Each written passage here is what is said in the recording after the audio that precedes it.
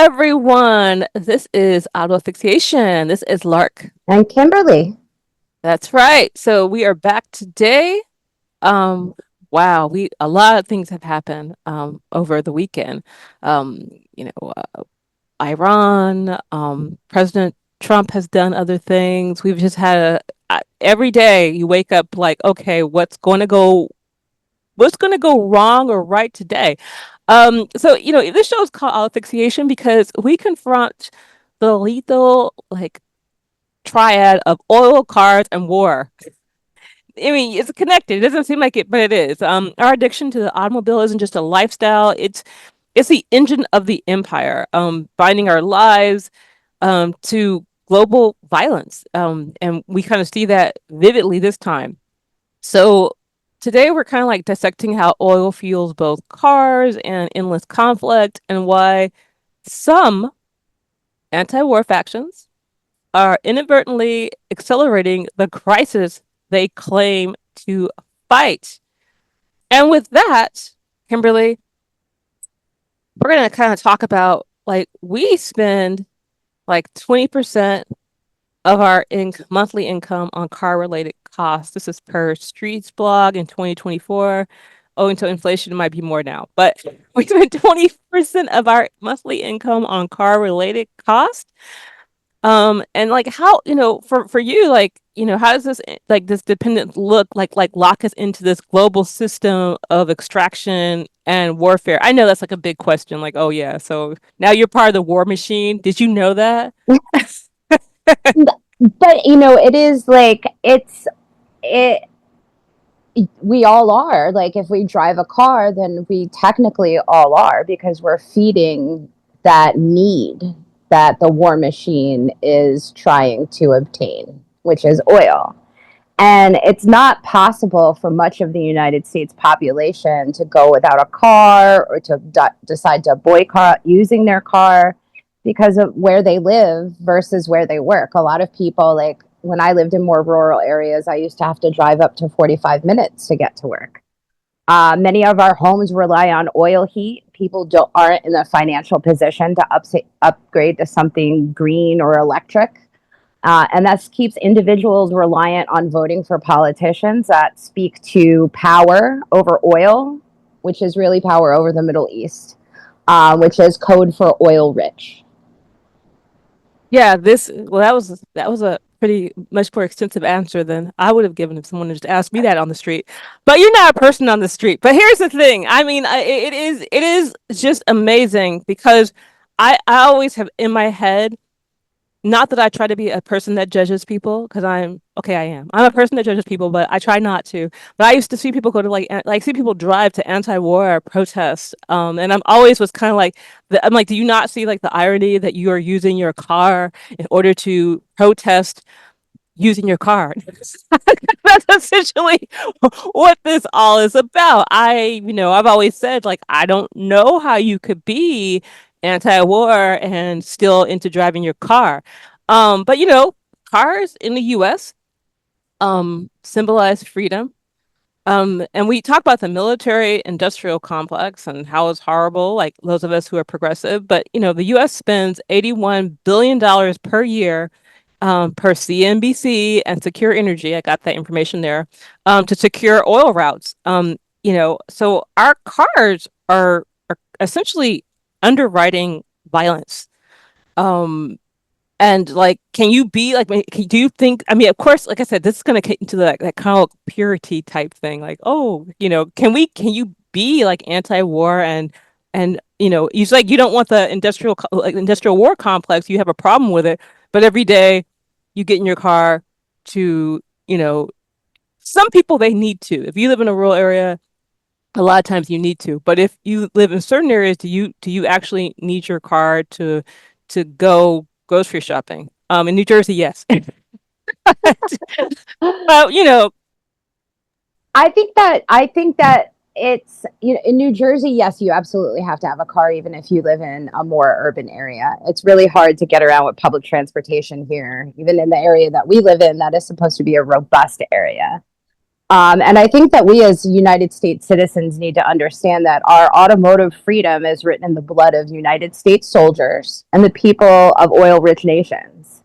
When we hold power and the force having dependence over oil rich regions, we keep this under the guise of keeping like America's oil reserves, which are usually like in our like national parks or protected lands. Like we always keep it under the guise of like, well, our lands have to be protected. So our like, have you seen the architecture and the masonry work that Iran is capable of? And the ways that they have cooling their buildings without electricity and things like that. Like, so are the people of Iran not important? Are their architecture and their national monuments not as important as ours? No, Um, that like no, that's go that's ahead. something that I think about a lot. Like when we talk about like going to war, and we always use it under the guise of like we have to make sure that like somebody is kept safe, the world is kept safe from nuclear relations. But really, we're looking at our oil reserves, and we're looking at keeping our oil reserves untouched for whatever reasons. No, I think about that, and that is just, that's a really when I was say like provocative, idea, like, we're like talking about, what about the nuclear bomb? And actually, like we're like, what about the oil? That's really like what this is. A lot of this is about is what about the oil? Someone has said that, and I wish I remember the name of the book. Since World War I, every single war has been about oil. Now, definitely since like post World War II, but people kind of like, for the United States post World War II, but definitely just for the entire globe, World War I on has been essentially they went to war for either like oil rights, oil distribution, and that's what we don't really think about that. And I also think about the fact that there was this one gentleman who I know, and he's always talking about military soldiers, and it doesn't matter what. No matter it doesn't matter why you went to the military, you're committing, you're committed to harming people. And in my own head, I'm like, but you every day, a lot of people go to the military because of they have a lack of choices and they're 18 years old. But if you're 35 years old and you're anti-war and you're actively driving a car, how are you not contributing to the exact same paradigm that you're kind of like critiquing and going, I'm better than this person who went to war? But the thing is that they went to war so that you could drive your car up the street to get like some beer. So you're gonna be self-righteous. If you're gonna, I wouldn't be self-righteous unless you are self-righteous. So I'm just gonna point that out. No, and that's very true. That's very true that like a lot of like, my husband and my stepbrother, two people who I'm very close to in my life, went into the military because they didn't have very many other options. My stepbrother went right out of high school. My husband went when he was, I think he was 20. He's a little bit older. But when he was in midway through boot camp, 9/11 happened. Like, so they started ramping up that war machine when he was still in boot camp. But it is, you can't drive a car and think that you're so held above other people because they had to do something because they didn't have a lot of other options as far as a career goes. What I think about my dad, my dad went to the military in the 50s as a 17-year-old out of the South. And he really didn't have choice. This was the 1950s in the South. He's one of the first people that went over to the Middle East via Lebanon. And it's funny because my dad is very much does not drive he doesn't he's very anti-car. And we were in Los Angeles and my father rode his bike and he was very much like people shouldn't be, polluting the environment with these cars. And he was very I don't even know if he was, and he probably was conscious of what was happening in Lebanon and the Middle East. He was always very into like political affairs. But I always kind of think about that. But I also think about the fact that we were lucky enough to like because of Well, it's a funny. My father actually created his situation, his life. He actually, and you could do this in the 70s and 80s. You probably can't do this now, where he actually was like, I'm going to get a house by my job so that I don't have to drive. Um, and to get a job in LA City proper and to work in LA City proper, like, I don't even know if that's possible. To kind of go to the next question, our urban design forces 85% of Americans into car dependency. So we're not judging you. We understand. How does this physical infrastructure cement our role as a geopolitical weapon? Well, it persists an endless loop. If the vast majority of Americans require a car just to exist, which is grocery shopping, getting back and forth to work, we can't escape our reliance as on oil as citizens. Therefore, citizens will keep engaging with politicians who promise rich oil resources, and that keeps us in that endless loop of violence and dependence on oil. Yeah, it's like and that's the thing. It's like this is can't be individual thing. In order for us to get out of this, we have to all agree. I know the thing is that a lot of times people are like, let's all agree to protest war. Let's all agree to go to this. Let's all agree that we're not going to drive. Let's all agree that we need we need public transportation. We need cities designed for us to not be trapped in our car, to be trapped by our car. And also too, we need to, reduce sprawl because every time we build a new city because we want to keep a certain city expensive, we create sprawl by building these suburbs that build these exurbs. And how do you heat sprawl? How do you transport energy? And also too, when you're driving back and forth, like it goes into the pollution goes into the groundwater, it goes into all kinds of things. And just like, oh, the cheaper houses are farther out. And so, but they're not cheaper because it's actually costing the planet in regards to the climate crisis. It's adding to the CO2 emissions. 'Cause I always think about that in Los Angeles. Like Los Angeles is like, oh, we are environmentally friendly, et cetera, et cetera. They're only looking at the political boundary. They're not looking at the functional boundary of Los Angeles, like that there are people who is not that many yet, but there are people that drive from Las Vegas to Los Angeles to work. And it's like, you're like, whoa, but I'll tell you something. There are people who drive from Riverside to Los Angeles to work. Now, keep in mind, if you're on the East Coast, that's like driving from New York City to Philadelphia every day to go to work. And it's actually probably farther away. And this is violence. Like, to create this is violence not only in an international sense to create a urban infrastructure like this. It's violence on an international sense. It's violence on like this local sense because you can't have connections. You're like angry. You're like unhealthy. You're polluting the planet. You can't build relationships. Your kids go to school in one city. If they get sick and you're like way out in the middle of nowhere, people are isolated. You create these weird exurbs where people don't have friends, they don't have connections. So I mean, we are creating this culture of violence just because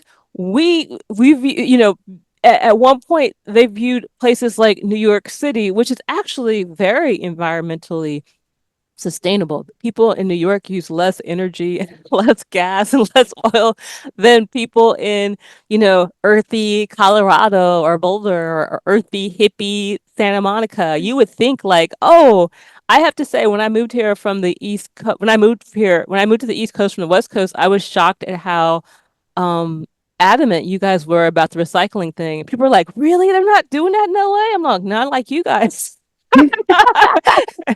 You guys are a different level. I'm like, no, we were kind of doing it, but not. I think that we are. I think the East Coast is a lot more sustainable in many ways than California, especially in regards to public transit. Now, the thing is that owing to racism and sexism and certain things, there are certain issues, but I have a really easy time getting around on public transit. I have two ways into New York City.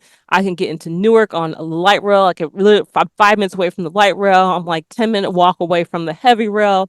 So I mean, you can make a choice and you can have if this way, if you have the money, you can have a choice to do this. And I want to be really like specific and not be like self-righteous in regards to that. I do know this takes money, but there are people who have the money who are instead choosing, I want to live out in the mountains. I want to live out in like Summit so I could do yoga.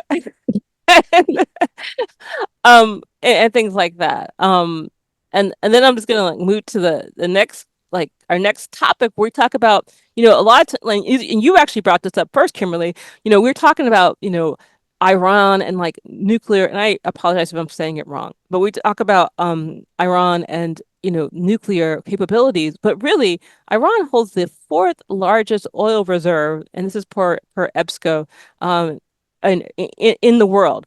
And why has controlling its resources been, and I think since 1953, I think that has been the issue. Do you think that is the more issue than you kind of already told me, you already said it, but do you think that the oil resources have driven more of this issue than the nuclear threat part? I absolutely do. And I think that I find the argument about Iran's nuclear threat to be very disingenuous when we all know that Israel has nukes. It's just not a part of a public record, but it is common knowledge that Israel has nukes. They don't have any inspections by UN going on, which Iran did until 2016 when Trump ended that inspection program, the nuclear inspection program. So I really find that argument to be just like, don't lie. You're lying out of both sides of your mouth, and I don't really want to hear it. We all know that the fight is for oil.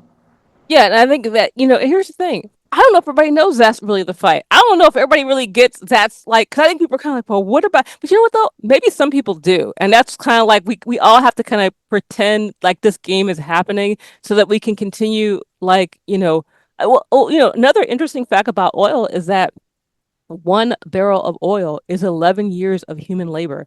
People are like, what? I'm like, yes, I actually have the so that's I'm like people are like complaining about AI. I'm like, you're upset about AI stealing your job. I bet oil stole your granddad's job, so you should be mad about that too. It also is gonna, it's also trying to steal our future.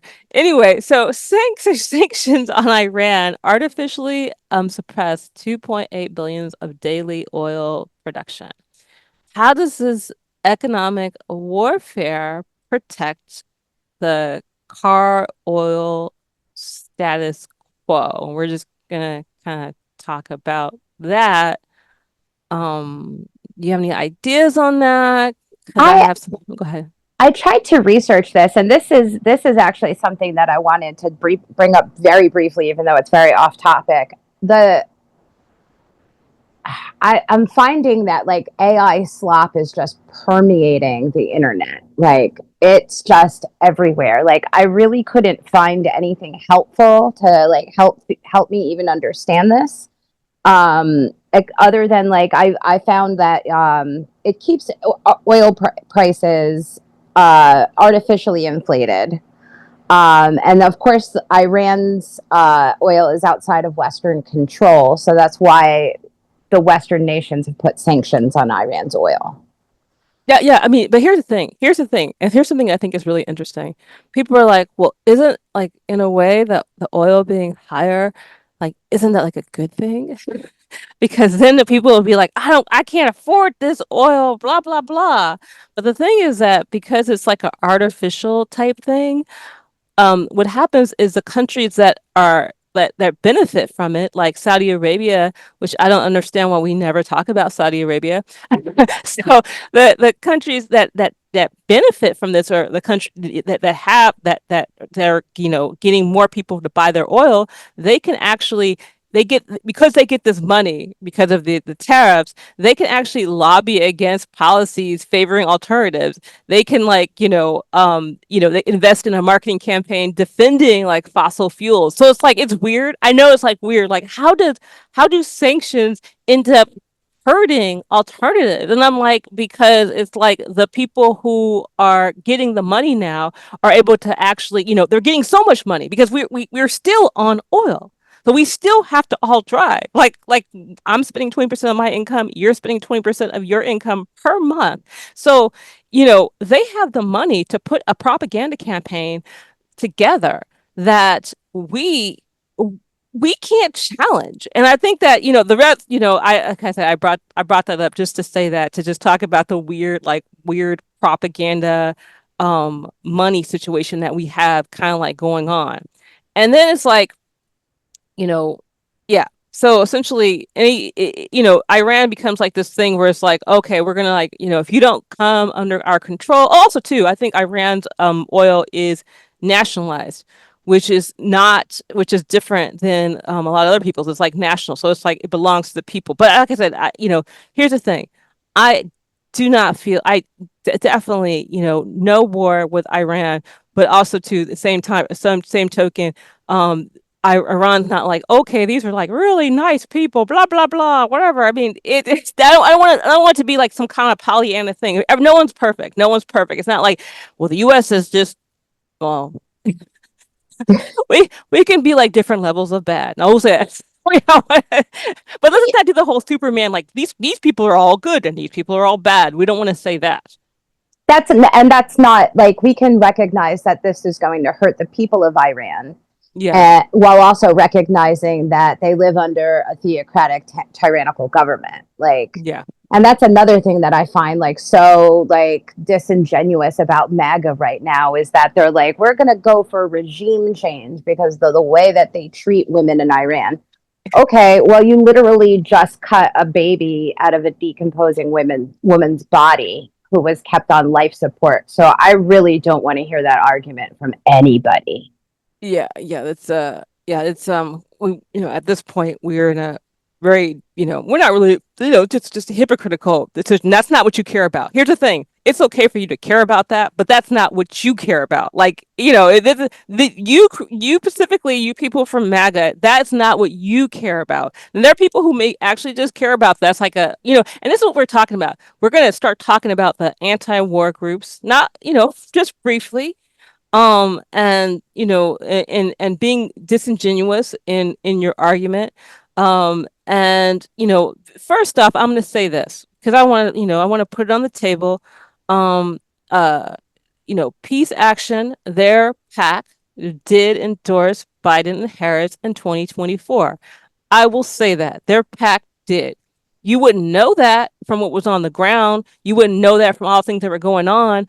And I just feel like that's something that, I mean, before I kind of kind of talk about, the fact that it seems like they're anti-war, Code Pink, and Peace Action feel like, to me, anti-war in name and in not in impact. They have a very accelerationist vibe to them. Um, and let's, like, it seems like anytime that anybody's against the United States, they view that they're fine. So, like, oh, Russia's fine, Putin is fine. What and I just, I don't know, how is that anti-war? How is being pro-Putin anti-war? It isn't. It's disingenuous, and that's like, that is a problem with Americans in general. Is that Americans cannot, because we're so entrenched in a duopoly, we cannot view things critically and with nuance and see all of the gray areas. Like, you can be critical, like you can absolutely be like, Israel got their karma. Israel got their karma. You can recognize that as a person and say, this is what happens when you just constantly bomb people, without throwing your full support for the Ayatollah. Like, there's nuance in there. Like, you can do one thing without being supportive of a theocratic tyrant. Yeah, I mean, it's like, you're sitting up here and, being an Assad apologist, downplaying like Russia's like aggression. And now they're like, oh, I just can't now. Now they're like, told you, we told you that this was you told us what? You told us that you protest every single week for the last 30 years. Yeah, like at some point a war is going to happen. Like you didn't tell us anything. You didn't tell us anything the rest of us couldn't predict. We do know that you, even though you're, like I said, even though your super PAC said they did endorse Biden and Harris. So this is going to be interesting because because of the rhetoric I hear from them so much. Um, you know, uh um we wanted Harris because we wanted to have stability in not only domestically but internationally. So, well, how are you? How are they the adult in the room at this point? I mean, when my, It's, I just feel like, what meaningful change has been brought about by doing the same thing for 20 to 30 years? Like, have you also like advocated for like bike lanes and more robust and accessible public transportation in your city to make it possible for people to be less dependent on cars so that we can break this never ending cycle of war? Do you not use mineral oil in your own personal life? Like these are like I know that sounds really silly, but like that's how deep our dependency goes on oil. Like pick up any beauty product and see if it has mineral oil in it. That's a petroleum byproduct. So like that's a byproduct of the gas industry. Um I don't see how that's really even little. If you have a protest and you have two people there every single week, I think you advocating for bike lanes would actually be a better use of your time. yeah, it would be. And I find a lot of these people to be really like part of like the wellness community, and the wellness community is very adjacent to anti-vaxxers, and while a lot of their public statements as far as like peace action, the Green Party, code pink go, their public statements are very pro-vax. Like in real life, as you say, on the ground, when you talk to these people one-on-one, they're vaccine hesitant when they talk to another person who's pro-vaccine. So I find that most people who are vaccine hesitant publicly are actually anti-vax privately. Exactly. And I mean, and this is the whole thing. It's just like feels like so many times that Peace Action and Code Pink, they don't feel anti-war, they feel like pro chaos. And even now, okay, I can already see them setting up the ground. I can already see them setting up the groundwork for New Jersey for the governorship. I can already see them doing it because I am actually going to hold. I'm put this way: since Peace Action, since the executive director of Peace Action put out, re-put out his letter from like April saying, Trump, it's all Trump's fault. He did it. It's all Trump's fault. To kind of let their little people know, let's not play games here. This was definitely Trump. I'm going to hold him to his word of their word being pragmatic for the New Jersey governor election. And I hope that they endorse Sherrill and not endorse whatever thing they're going to pull out the trash can and the Green Party pulls out the trash can and tries to run. Because I already see the writing on the wall. And I do not know what I will do if they try to disrupt this governor's race.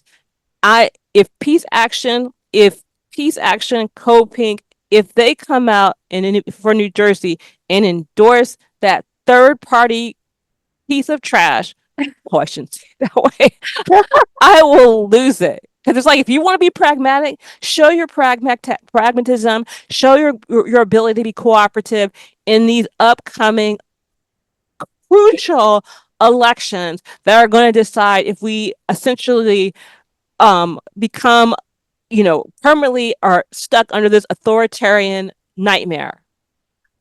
And that's the thing too, is that like, how are you anti-war if you actively are directing votes away from Democrats who have a proven track record for actually ending wars?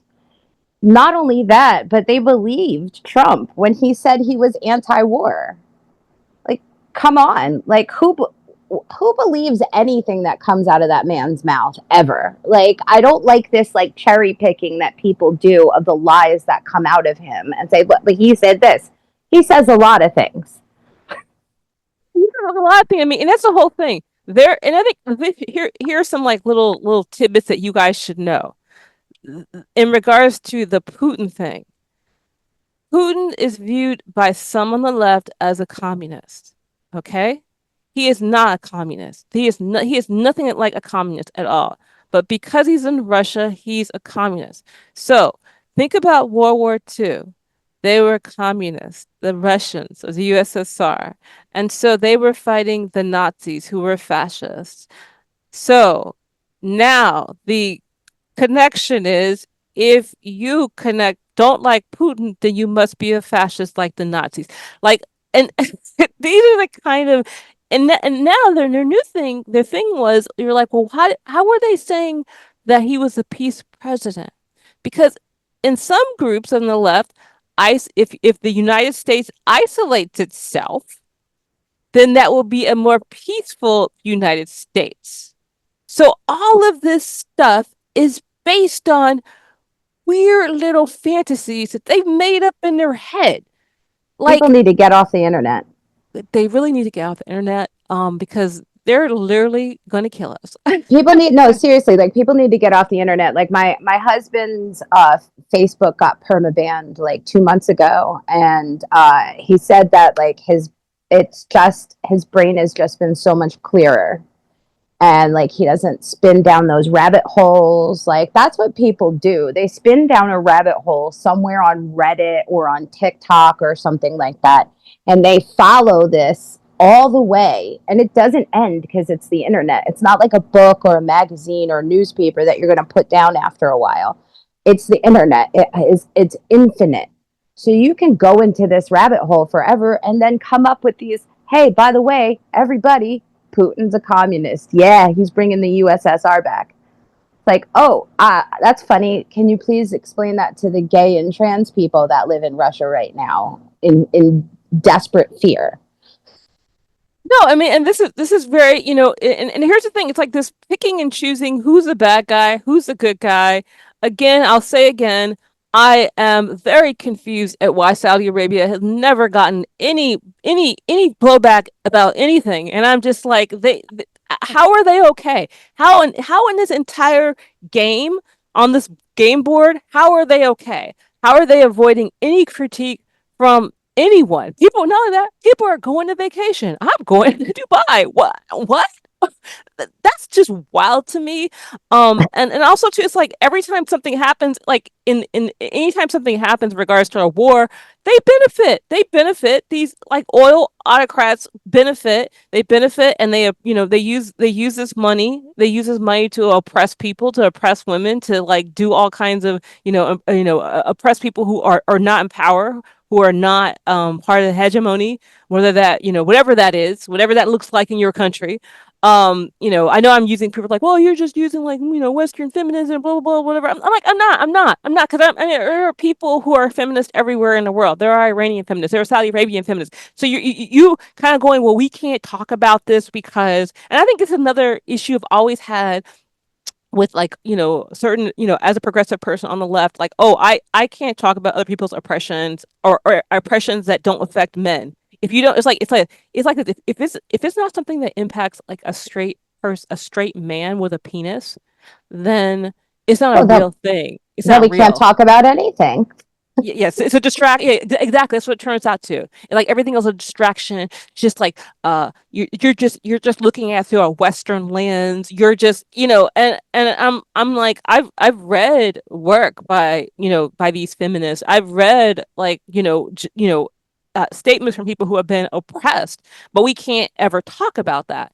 And can't we like we call it walk and chew gum at the same time. It seems like we're not able to do that. And I think in the United States, you're talking about the duopoly, but I think that you're right. And I think it's also based on the fact that how Christianity is set up. In Christianity, there's heaven and there's hell. There's the good people and the bad people. And also, too, look at our comic books. It's always like good guy, bad guy. So there It's a is no, huge part of our culture. Like that's the superhero villain. Everybody has their own like villain, like, and they're in their own superhero arc in their own mind. Like, and real life just isn't really like that. I wonder which villains, whose villains are we in people's like I I live story for arc. being I live for being your nemesis, just so you know. I live for being your nemesis. That's true. Me too. Me too. Okay. Okay. Um, so like, okay, now, like, okay, and one more thing about them, then we're gonna go back on topic, but I'll say this. Okay. So how do we respond to like organizations that are just like, who really, I feel, offered cover for a lot of things because of their distracting rhetoric, and now they're like, we have, now that the issue is not issue, I'm just saying, this violence, this horrible thing that's happened in Iran has happened. They spent, essentially 2016, 2024, essentially creating the conditions that allowed a fascist to take over, not once, but twice. And even in regards to the whole isolationism is good because that'll bring about peace because we're morons and we believe everything that guy says. Anyway, and we're also stuck in 1965. But okay, let me stop. Let me be serious. Should you know should we believe them? Like in regards to now, they're like, oh, now we want to we'll be good. We want to just help you guys, like help stop the war. Or should we just be like, get the hell out of here, get out, get out? You know how I think, but what do you think? It's really, it's really hard for me to trust anybody who platformed Trump in any way, shape, or form. And it's not even that I don't want to, because I know that in order to build coalitions, we're going to have to extend our hands across lines and make nice with people, not necessarily MAGA. But these are one of those coalitions that are worth building with.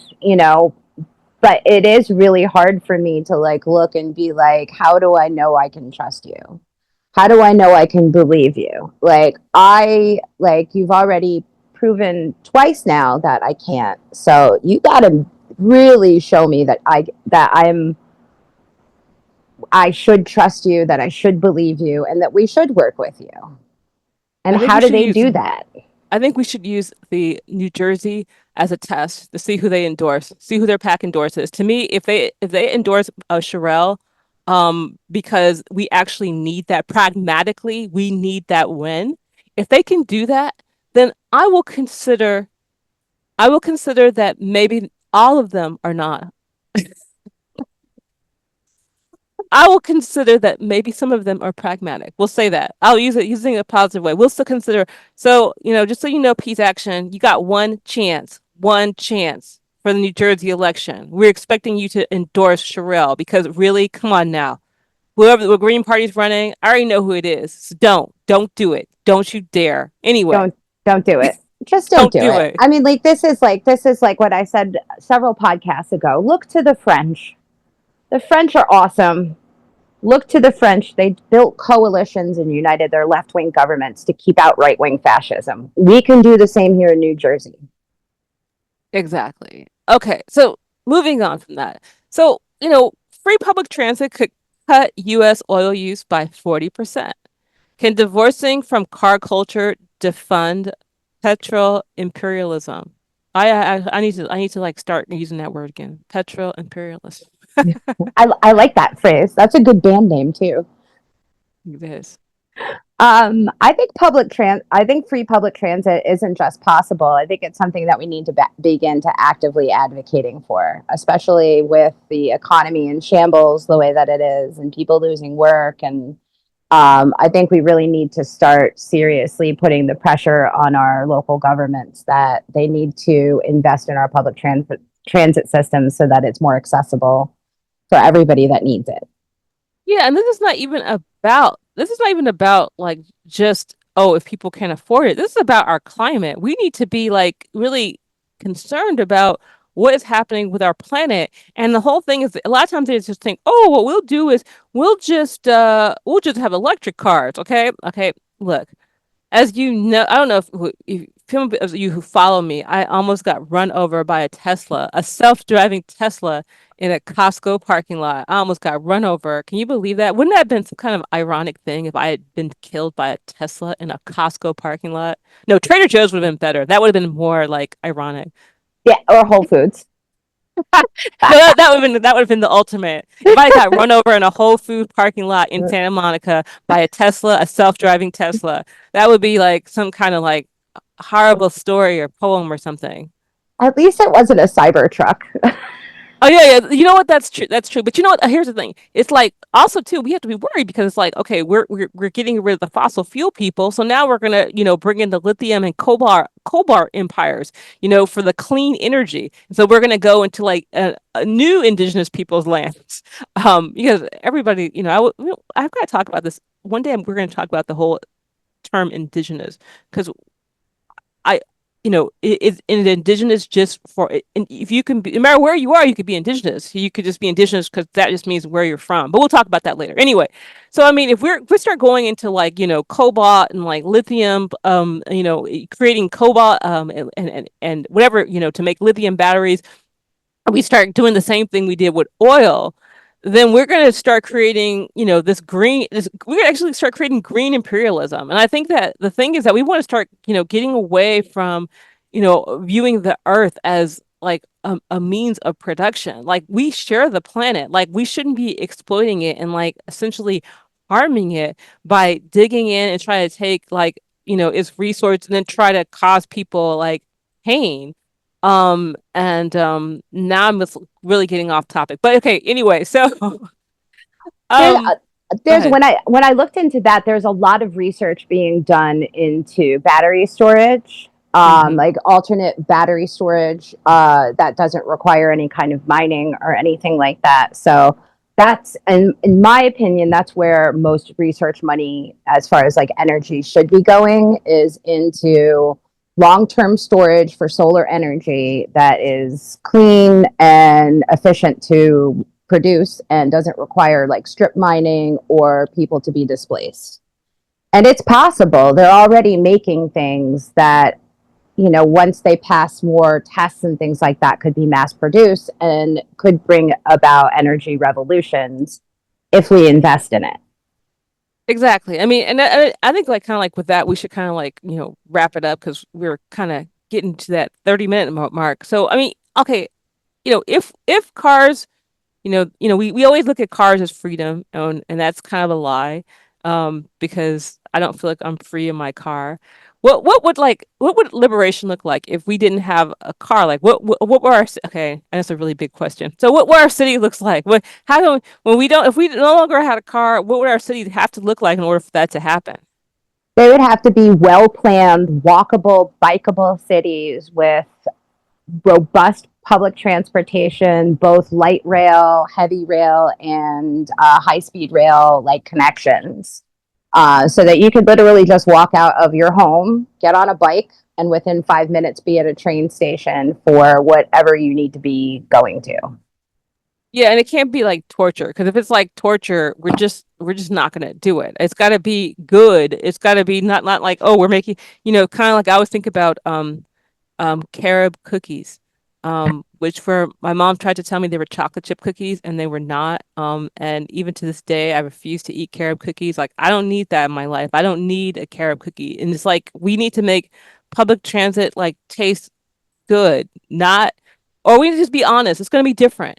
Like we can't go like, okay, we're going to make it just like this, but it's like the same thing. It's not going to be the same. It's going to be different. And we need to accept that. Because I think the thing is that if my mom had just told me it's a carob and it's like it's like a vegetable or something, and it's not a chocolate chip cookie, and I would have been mentally prepared for that. But I was expecting it to be just like a chocolate chip cookie, and I think that was you tricked me. And so we'll tell you, guess what? You're not going to be able to get across town and like if you want to go like 10 miles away, you're not going to get there in like a second like with your car, and it might take you longer. You might have to do like one thing a day instead of like 5,000 things a day. But isn't that kind of be kind of good for you?